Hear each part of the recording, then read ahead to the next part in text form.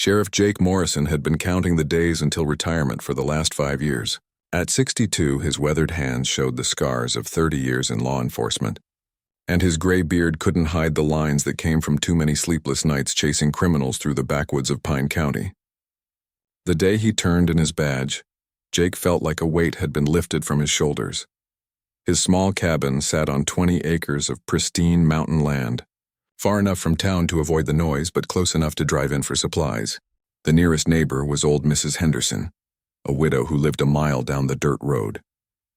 Jake had built the place with his own hands during his younger years, dreaming of the day he could wake up without worrying about drug dealers, domestic disputes, or the endless paperwork that came with keeping the peace. The first few months of retirement passed peacefully.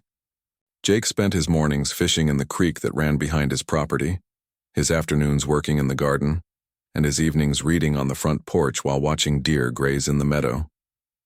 He had simple routines that brought him comfort: coffee at sunrise, checking the vegetable garden, maybe driving to town twice a week for groceries and to chat with old friends at the diner. People in town respected Jake Morrison. During his 3 decades as sheriff, he had earned a reputation for being fair but firm. He never used more force than necessary, but criminals knew better than to test him. What most folks didn't know was that before Jake became a small-town sheriff, he had served as a military sniper in Vietnam. Those skills had stayed sharp over the years, though he rarely spoke about his time in the service. Jake's rifle collection was his pride and joy. He kept several hunting rifles in a locked gun safe, but his most prized possession was a custom-built sniper rifle that could put a bullet through a quarter at 800 yards. He practiced regularly at a makeshift range he had set up in the woods behind his cabin, though he told himself it was just for hunting. The peace Jake had worked so hard to achieve began to crack when developers started sniffing around Pine County. The area's natural beauty and low property values had caught the attention of a construction company called Mountain Vista Development.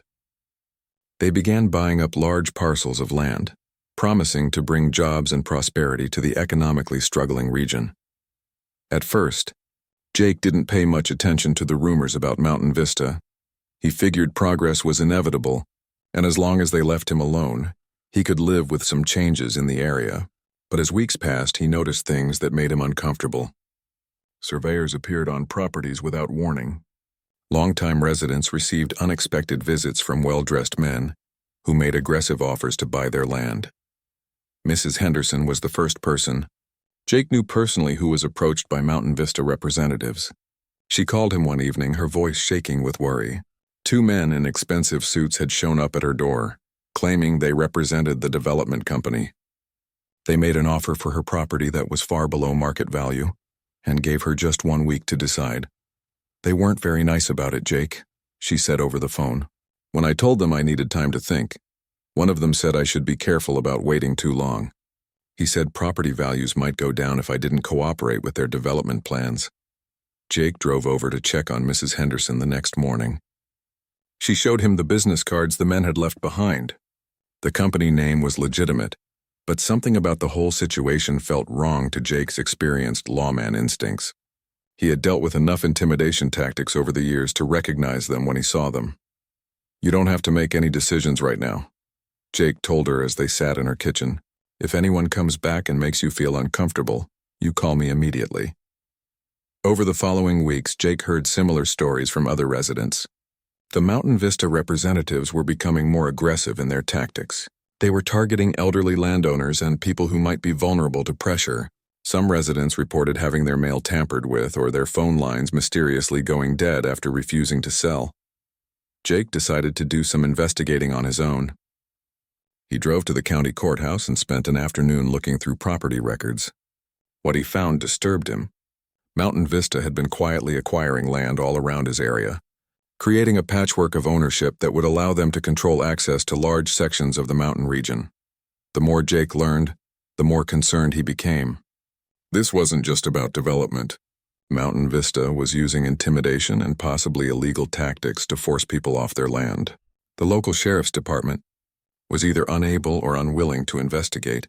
The complaints that were starting to pile up, Jake's peaceful retirement was slowly being replaced by the familiar feeling of injustice that had driven him throughout his law enforcement career. He tried to convince himself that it wasn't his problem anymore, that he had paid his dues and earned the right to live quietly. But every time his phone rang with another scared neighbor asking for advice, Jake felt the old fire beginning to burn again. The breaking point came when Jake discovered that his own property was on Mountain Vista's acquisition list. A surveyor was caught measuring his land boundaries without permission. When Jake confronted the man, he claimed he was working for the county, but the paperwork he carried told a different story. That evening, as Jake sat on his porch cleaning his rifle, he realized that his quiet retirement was about to come to an end. Mountain Vista Development had made a serious mistake. They had pushed too far and they had chosen the wrong man to intimidate. Jake Morrison had spent 30 years protecting people who couldn't protect themselves. He had hoped those days were behind him, but it seemed that fate had other plans. As he locked his rifle back in the gun safe, Jake made a decision that would change everything. He wasn't going to run, and he wasn't going to be pushed around.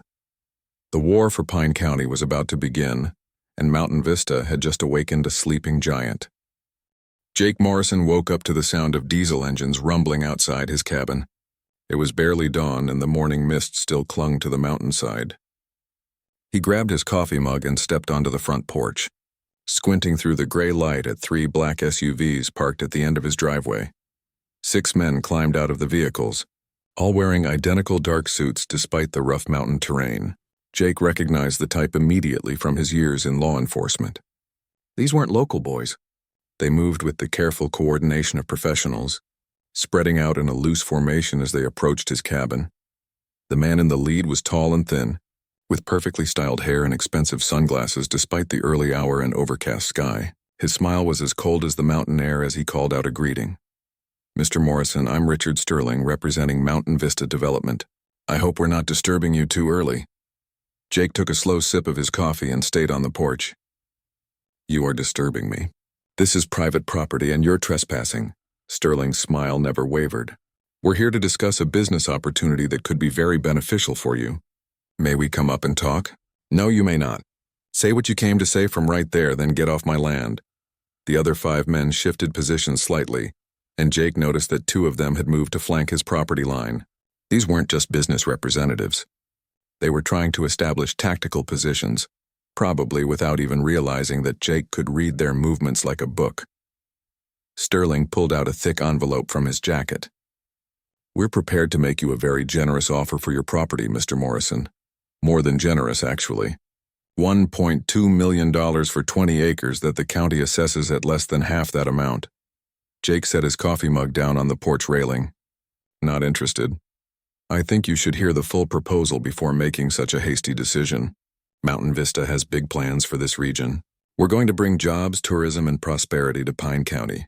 People who cooperate with our development plans will benefit greatly. People who don't—" Sterling let the sentence hang in the air.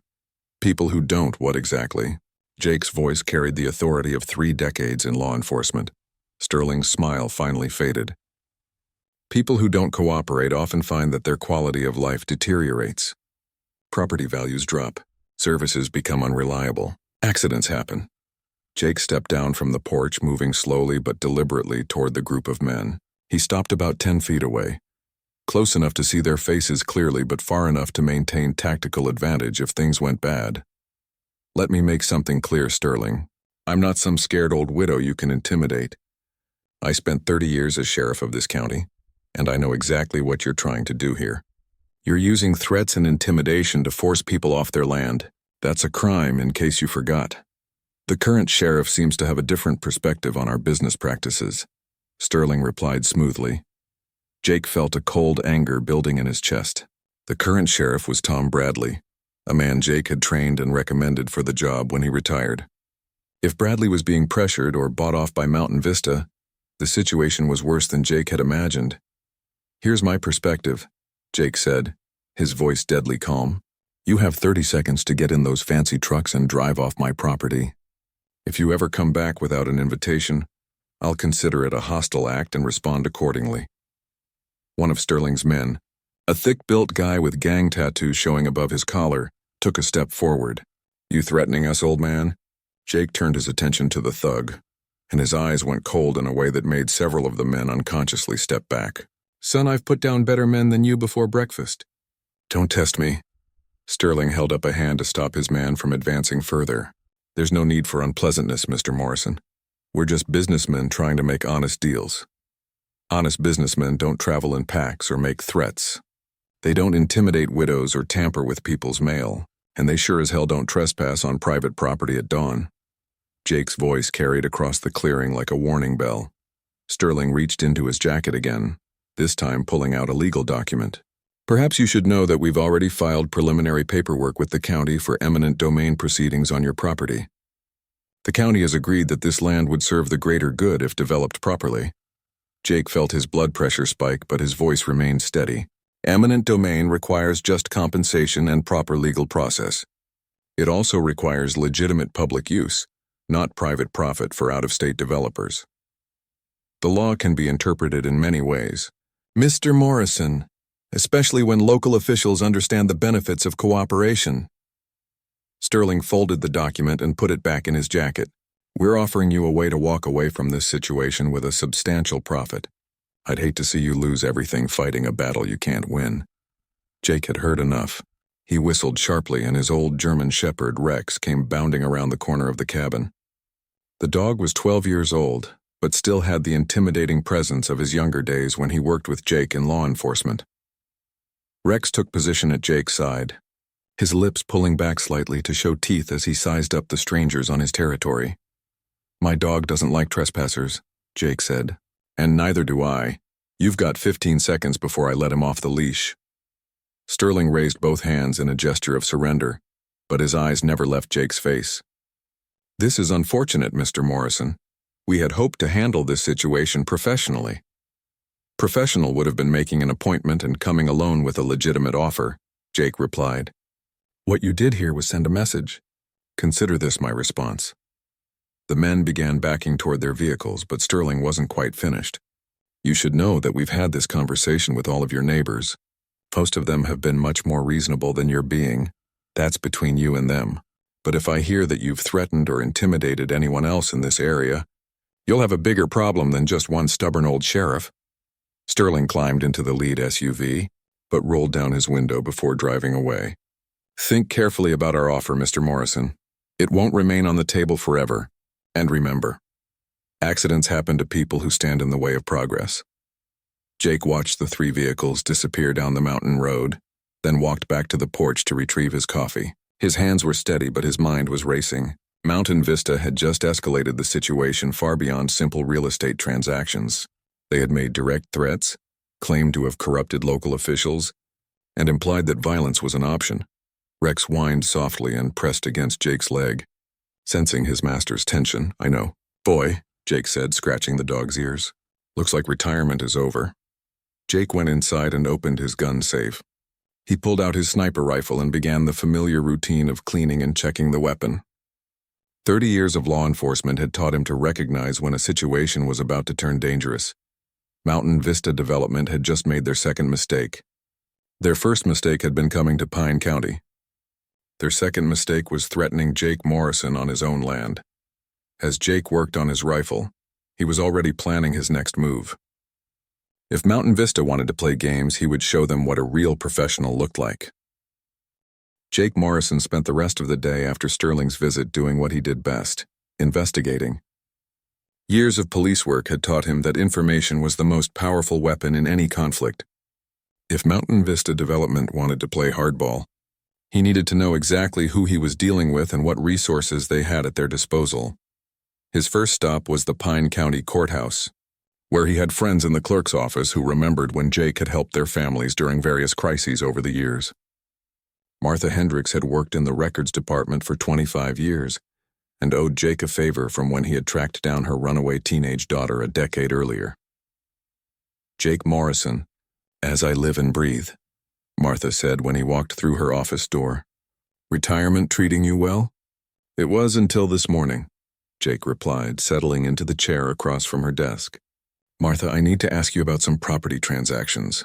Mountain Vista Development has been buying up land around my place, and I want to know how they're managing to move so fast through the usual bureaucratic channels. Martha's expression grew serious. That's a touchy subject around here. Jake, Orders came down from the county commissioner's office that Mountain Vista paperwork gets priority processing. Since when do private developers get special treatment from county government? Since they started making substantial donations to certain political campaigns, Martha said quietly, glancing around to make sure they weren't being overheard. Commissioner Walsh has been singing their praises at every county meeting, says they're going to transform Pine County into a tourist destination. Jake leaned forward. What kind of donations are we talking about?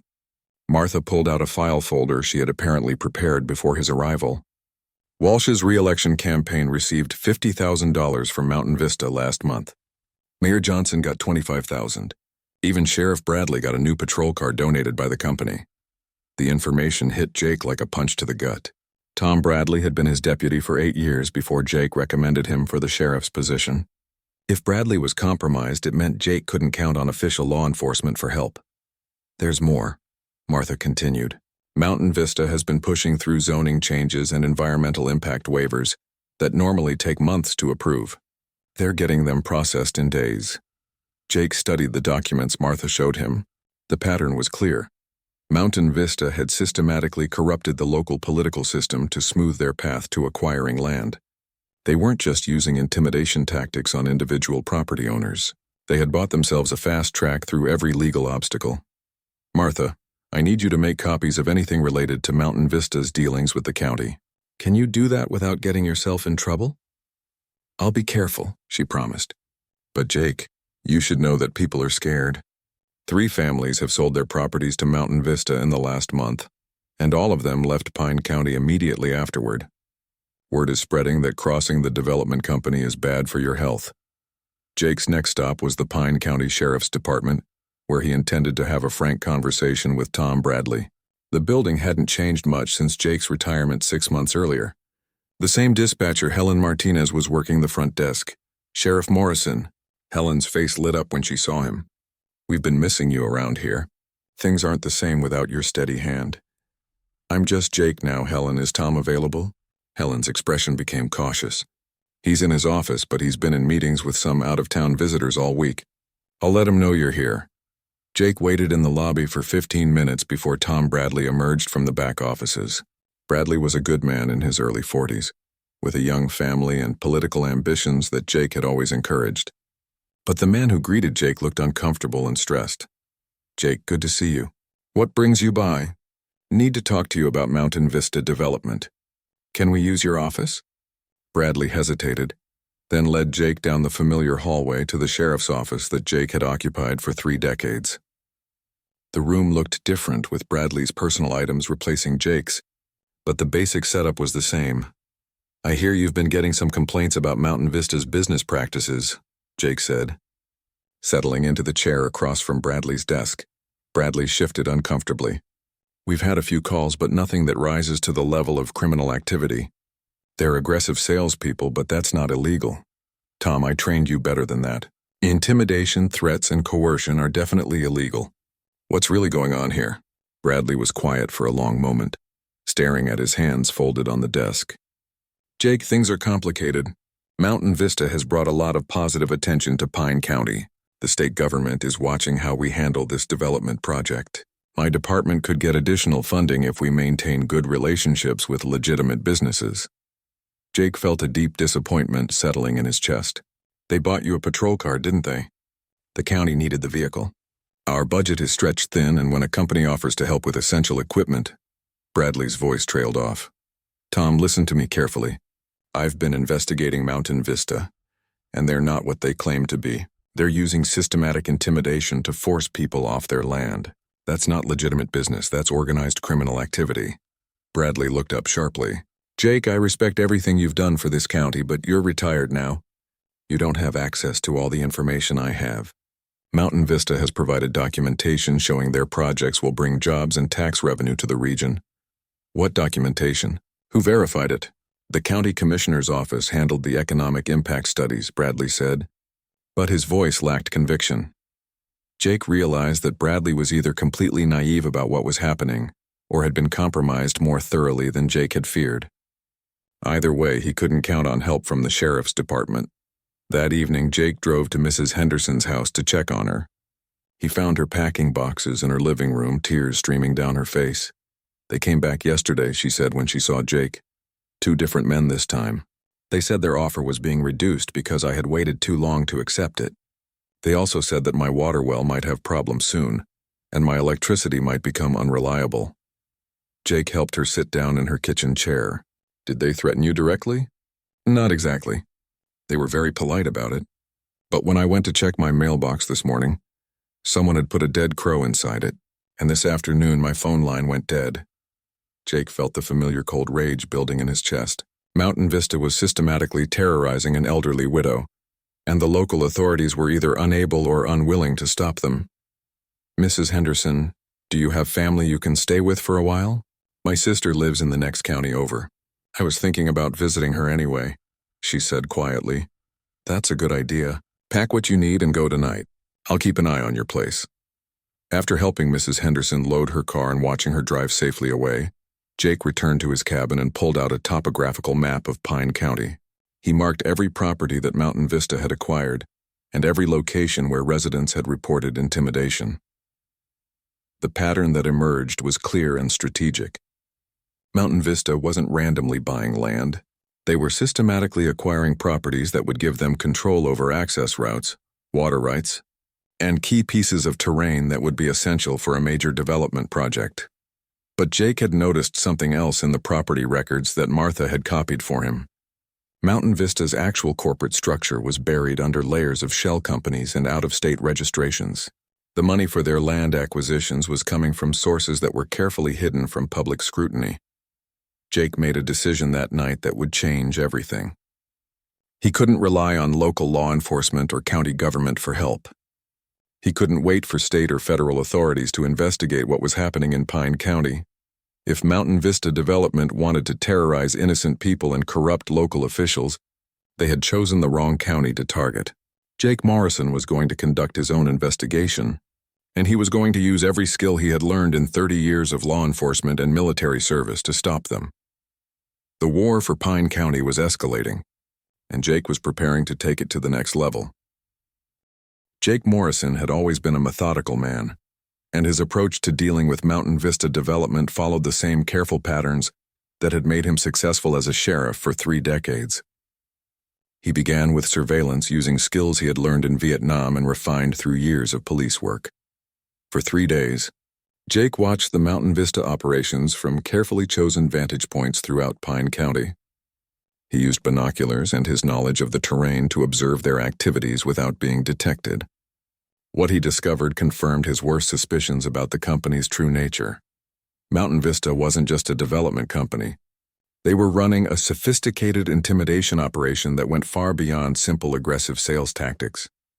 Jake documented their activities in a notebook, recording times, locations, and descriptions of their methods. On Monday morning, he watched 2 Mountain Vista representatives visit the Jenkins farm, a modest property owned by an elderly couple who had been there for 40 years. The men stayed for an hour, and Jake could see through his binoculars that Mrs. Jenkins was crying by the time they left. That evening, the Jenkins cattle water tank was mysteriously contaminated, forcing them to bring in expensive replacement water for their livestock. Tuesday brought similar tactics at the Morrison place, no relation to Jake despite the shared name. The family owned a small auto repair shop along with their residential property.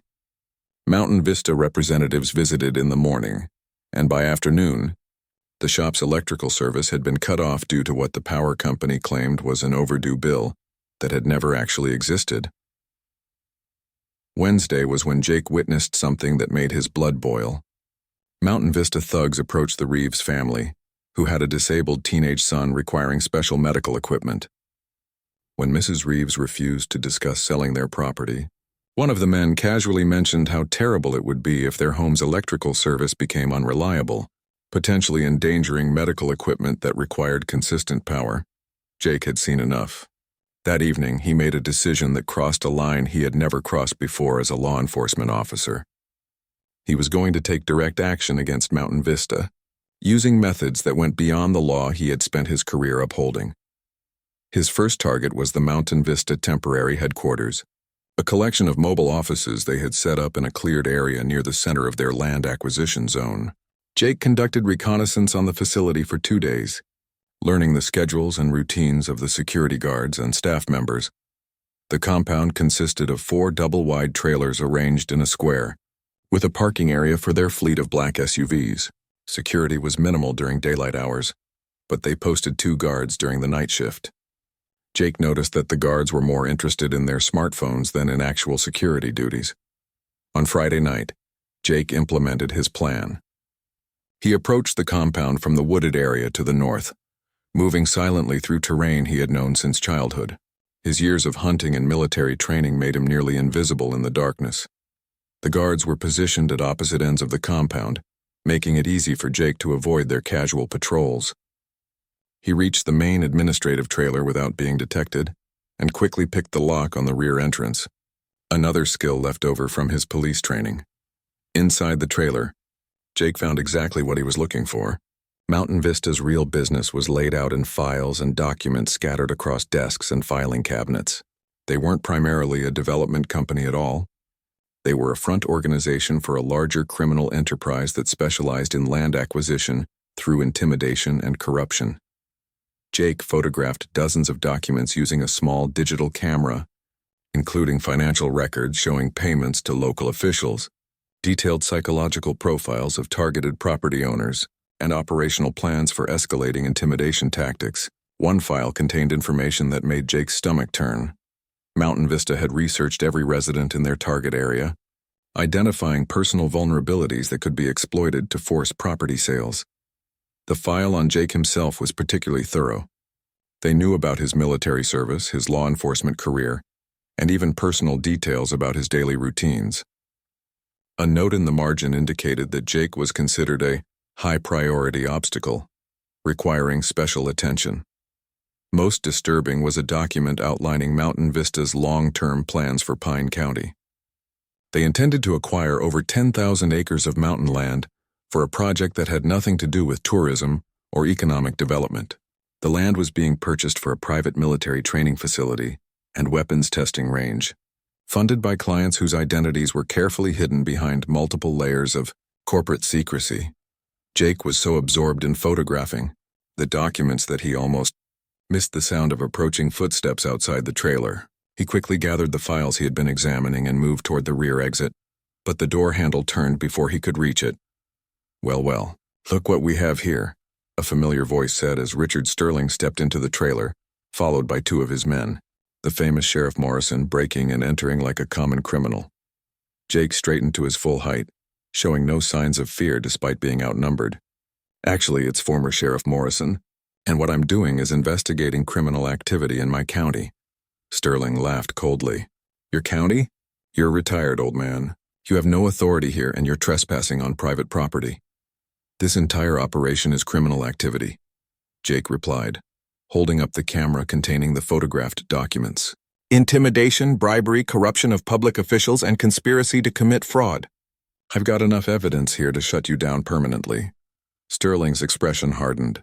"You have pictures of private business documents obtained through illegal means. That evidence would never hold up in court, assuming you lived long enough to present it." The threat was clear, but Jake had been expecting it. "Sterling, I've dealt with better criminals than you for 30 years. You think you can intimidate me the same way you've been terrorizing families in this county?" "I think you're an old fool who doesn't understand how the modern world works," Sterling replied. "Local law enforcement works with us now. County government works with us. State officials are very interested in the economic benefits our project will bring to this region. You're alone, Morrison, fighting a battle you can't win." Jake smiled grimly. "Maybe. But I've been alone before, and I'm still here." Sterling nodded to his men, who began moving to flank Jake's position in the trailer. "This can end easy or hard, Morrison. Walk away from this situation, and you can live out your retirement in peace. Keep interfering with our business, and we'll be forced to treat you as a hostile threat." Jake measured the distance between himself and the 3 men, calculating angles and possibilities. His hand moved casually toward the concealed pistol under his jacket. "Here's my counteroffer," Jake said. "You pack up this operation and leave Pine County within 48 hours. If you don't, I'll make sure every law enforcement agency in the state knows exactly what you're doing here." Sterling laughed again. "You still think this is about law enforcement?" This project has approval at levels far above your former sheriff's department. We have contracts and commitments that make your local concerns irrelevant. Then we have a problem, Jake said quietly. The tension in the trailer was thick as both sides prepared for violence. Sterling's men were professionals, but they were used to intimidating civilians, not confronting someone with Jake's experience and training. The standoff was broken by the sound of footsteps on the trailer steps. A fourth Mountain Vista operative entered carrying a radio. "Boss, we've got a problem. Someone called in a fire report to the county fire department. They're on their way here now." Sterling's eyes never left Jake's face. "Did you arrange for that distraction, Morrison?" Jake shook his head. "Didn't need to, but I'd say our conversation is over." Sterling stepped aside, allowing Jake a clear path to the door. "This isn't finished, Morrison. You've escalated this situation beyond simple business disagreements. From now on, you're not just an obstacle. You're an enemy." Jake walked toward the exit, keeping his eyes on Sterling's men. "Sterling, you've got one chance to avoid a war you can't win. Take your operation and leave Pine County. If you stay, I'll show you what happens when you push a lawman too far." As Jake disappeared into the darkness outside the trailer, Sterling turned to his men with cold fury in his eyes. "Morrison just declared war on us," Sterling said. "It's time to show him what happens to people who interfere with our business." The stakes in Pine County had just risen dramatically, and both sides were preparing for a conflict that would determine the future of the entire region. Jake Morrison knew he had crossed a line that night in the Mountain Vista trailer, but he also knew there was no turning back. Sterling's threat had been clear, and Jake's 30 years of law enforcement experience told him that Mountain Vista would escalate their tactics significantly. He spent the weekend preparing for war. His first priority was securing his property. Jake had designed his cabin's location with defensive capabilities in mind, even though he had hoped never to need them. The building sat on high ground with clear fields of fire in all directions, and the surrounding woods provided multiple escape routes that Jake knew by heart. He spent Saturday morning checking and cleaning all of his weapons. In addition to his prized sniper rifle, Jake had a shotgun for close quarters defense, 2 pistols, and enough ammunition to withstand a prolonged siege. He also set up motion sensors along the access trails to his property and installed additional security cameras that would give him early warning of any approaching threats. Sunday brought Jake's first test of his defensive preparations. He was working in his garden when Rex began growling and looking toward the tree line north of the cabin. Jake's motion sensors confirmed that multiple people were approaching his property through the woods. Jake quickly moved to a predetermined position behind a large oak tree that provided both cover and a clear view of his cabin's surroundings. Through his binoculars, he counted 6 men in camouflage clothing moving through the forest with military-style tactics. These weren't the same thugs in expensive suits that Jake had been dealing with before. Sterling had brought in professional operators, probably military contractors or private security specialists. They moved with the coordination and discipline of trained soldiers. Jake watched as the team split into 2 groups, with 3 men approaching his cabin from the north, while the other 3 moved to surround the building from the east and west.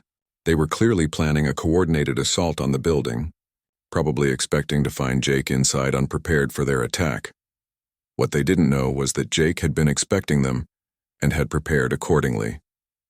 He had spent the morning rigging his cabin with several defensive surprises that would give him significant tactical advantages against an attacking force.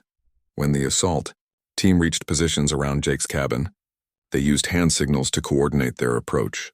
Jake could see them through his rifle scope, and he had clear shots at all 6 men from his concealed position in the woods. The team leader gave a signal, and 3 men rushed toward the cabin's front door while the others provided covering positions.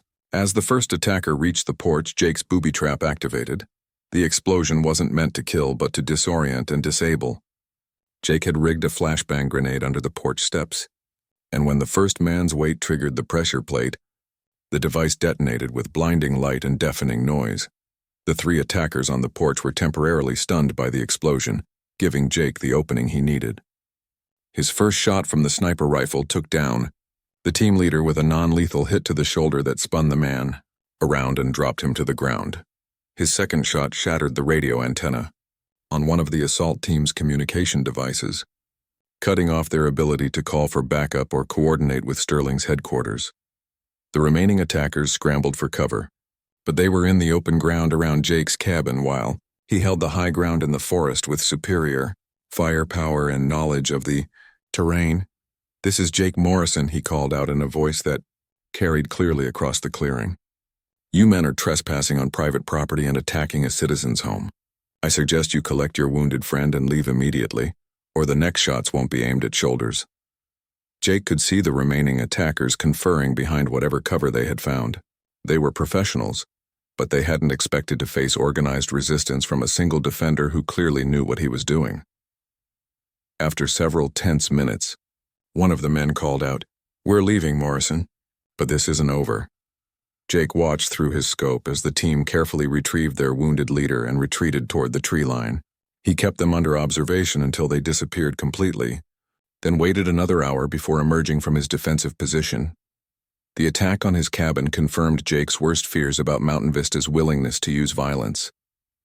They had escalated from intimidation and threats to direct assault with military-grade personnel. The gloves were officially off. That evening, Jake received a phone call that changed everything. The voice on the other end was unfamiliar, but the message was crystal clear. "Morrison, this is your only warning. We have Mrs. Henderson." Jake felt ice in his veins. "Where is she?" "Safe for now. But her continued well-being depends on your cooperation. You have 48 hours to pack your belongings and leave Pine County permanently. If you're still in the area after that deadline, the old lady will pay the price for your stubbornness." The line went dead before Jake could respond. He immediately tried calling Mrs. Henderson's sister in the next county, but there was no answer. A sick feeling grew in his stomach as he realized that Mountain Vista had kidnapped an innocent, elderly woman to use as leverage against him. Jake had spent his career as a lawman operating within the constraints of legal procedure and constitutional rights. Even in Vietnam, he had followed rules of engagement and military protocol. But Mountain Vista had just crossed a line that changed everything. They had taken a hostage. Jake spent the next few hours making preparations that went far beyond anything he had done as a sheriff or soldier. He was about to wage a personal war against an organization that had proven they would target innocent civilians to achieve their goals. His first step was intelligence gathering. Using the photographs he had taken from Mountain Vista's headquarters, Jake identified several locations where they might be holding Mrs. Henderson. He also used his knowledge of the county's geography to determine likely routes and safe houses that professional kidnappers might use. Jake's military sniper training had taught him patience and precision, but it had also taught him how to wage psychological warfare against enemy forces. Mountain Vista thought they were dealing with a retired small-town sheriff. They were about to discover they had awakened something much more dangerous. On Monday morning, Jake began his campaign against Mountain Vista with a surgical strike that demonstrated his capabilities while sending a clear message about his intentions. Richard Sterling was having breakfast at the Pine County Inn when Jake's bullet shattered the coffee cup in his hand. Sterling dove under the table as a second shot destroyed his cell phone, which had been sitting on the table next to his plate. From his position nearly 400 yards away, Jake could see Sterling's panicked expression through his rifle scope. The shots had been precisely placed to terrify rather than harm, but they demonstrated that Jake could have easily killed Sterling if he had chosen to do so. Jake's voice carried across the distance through a small megaphone he had brought for the purpose. "Sterling, that was a demonstration. Release Mrs. Henderson within 24 hours or the next shots won't miss." Sterling's security team arrived within minutes, but Jake had already disappeared into the forest. They found only empty shell casings and a note attached to a nearby tree. "I can reach you anywhere, anytime. Free the hostage." The psychological effect on Mountain Vista's operation was immediate and devastating.